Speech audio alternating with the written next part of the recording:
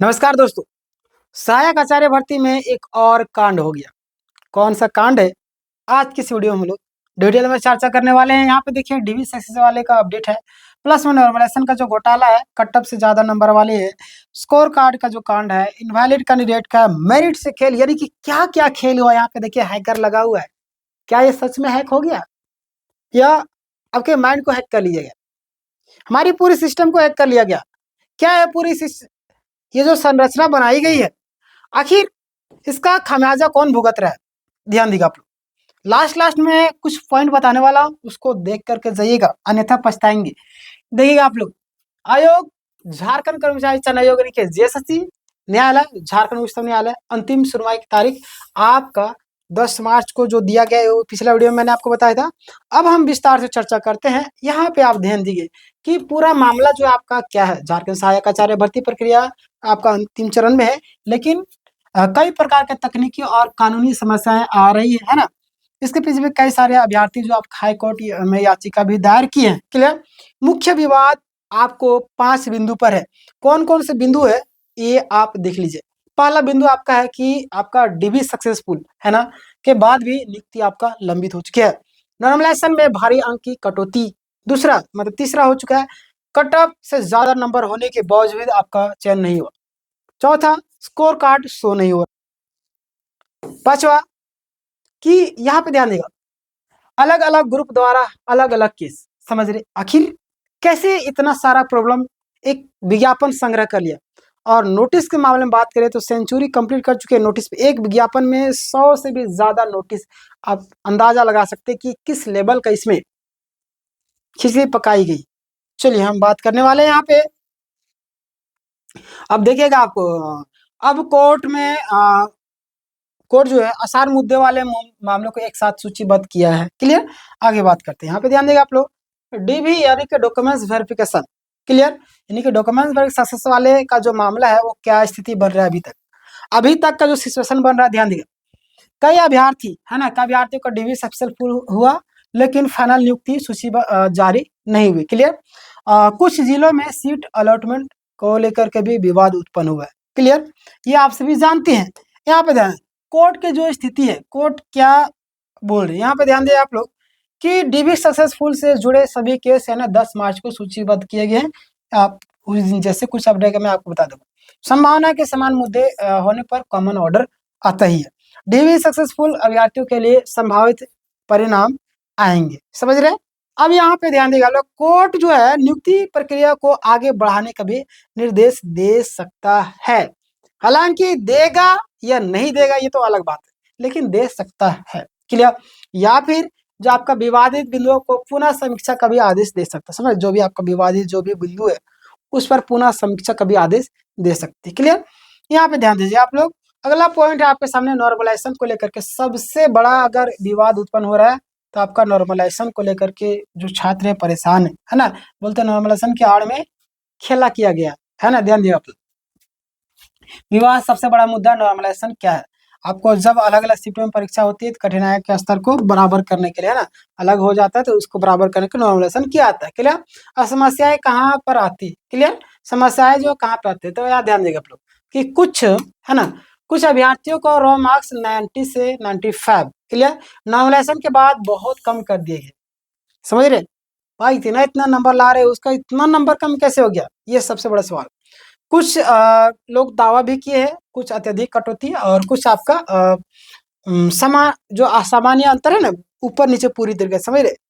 अब देखिएगा कुछ लोगों का जो विवाद का प्रकार है, ये भी मैं आपको बताऊंगा। विवाद के जो प्रकार है, ये इतना इतना नंबर आपको घटा दिया गया है ना, लगभग 30-40 नंबर की बात किया, कई सारे लोग 60-60 नंबर का बात किए हैं। स्कोर कार्ड आने के बाद नॉर्मलाइजेशन मार्क्स जो आपका उम्मीद से बहुत कम है। समझ रहे? कट ऑफ पार करने के बावजूद भी चयन नहीं हुआ बहुत सारे कैंडिडेट को, है ना। अब कानूनी तर्क क्या है ये जानना अति आवश्यक है।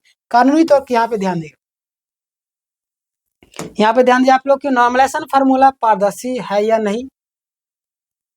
समझ रहे? दूसरा, अंक कटौती तार्किक है या नहीं।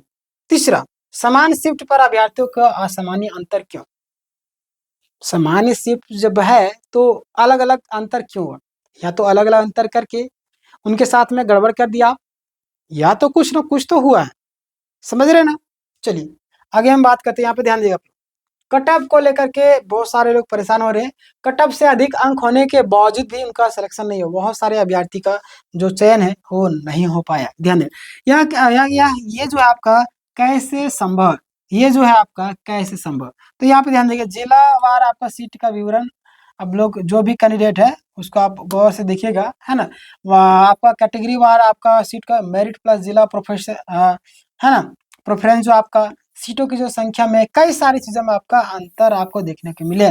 प्रभावित अभ्यर्थी कौन कौन है, कौन कौन तो मैं आपको इतना नहीं बताऊंगा, बट ये जान लीजिए आप लोग कि प्रभावित जो अभ्यर्थी है उनके देखिए जिनके अंक है ना कट ऑफ से ऊपर है, समझ रहे, बहुत सारे ऐसे अभ्यर्थी है जिनका नंबर कट ऑफ से ज्यादा है फिर भी इनका सिलेक्शन नहीं हुआ।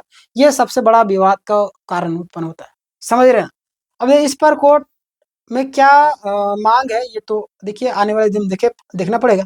मेरिट सूची पुनः समीक्षा, मेरिट सूची में पुनः समीक्षा सारी चीजें की जाना चाहिए। कोर्ट में यही चीज मांग की गई है कि आपका मेरिट सूची समीक्षा करना है, और ये जो आपका किधर जाएगा इस पर कोर्ट, हाँ क्लियर, सीट अलॉटमेंट पारदर्शिता पर, जिला आवंटन प्रक्रिया की जांच, ये सारी चीजें क्लियर।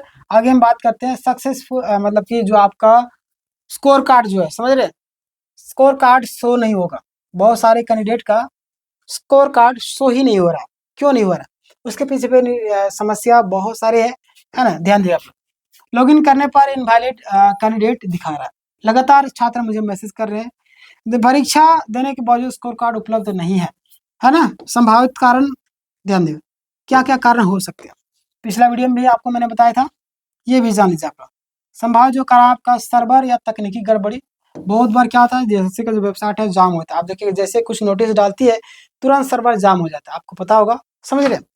तो इस तरीके से ऐसा होगा, रोल नंबर या एप्लीकेशन आपका मैपिंग की जो आपका समस्या हुई होगी, है ना। कानूनी आधार, यदि अभ्यर्थी को मतलब कि अभ्यर्थी परीक्षा दी है और उसका स्कोर कार्ड उपलब्ध नहीं है, मतलब कि यानी कि इसका जिम्मेवार कौन है, आयोग है, समझ रहे, उसको उपलब्ध कराना ही पड़ेगा।